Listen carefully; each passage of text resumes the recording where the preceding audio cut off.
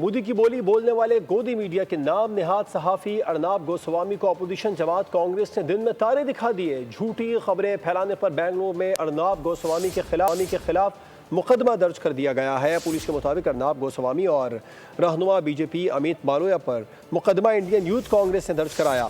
کانگریس رہنما نے کہا کہ ملزمان نے من گھڑت دعوے کیے کہ ترکی میں Istanbul Congress centre Indian national Congress کا دفتر ہے۔ عجب ایک بدحواسی ہے کہ ہم مر بھی نہیں سکتے، کریں تو کیا کریں، جائیں تو جائیں کہاں۔ آج کل یہی حال مودی اور اس کے حواریوں کا ہے۔ پاکستان سے ہنسی مت اٹھائی لیکن عقل ٹھکانے نہ آئی۔ اپوزیشن جماعت کانگریس پر الزام تراشی شروع کر دی۔ مودی نے گودی میڈیا کو ہتھیار بنایا، اپنے پالتو ارنب گوسوامی کو کانگریس کے پیچھے لگایا۔ ارنب نے ترکیہ کے خلاف مہم شروع کی لیکن خبر جھوٹی نکلی۔ دفتر تو ترکیہ کی میونسپل کارپوریشن کا نکلا۔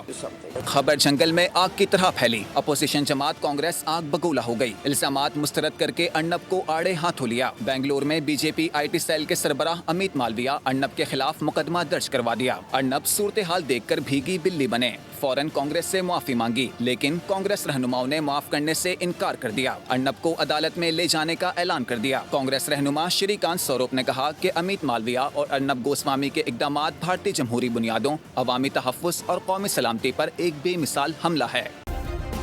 سبسکرائب کریں اور بیل دبائیں تاکہ کوئی خبر رہ نہ جائے۔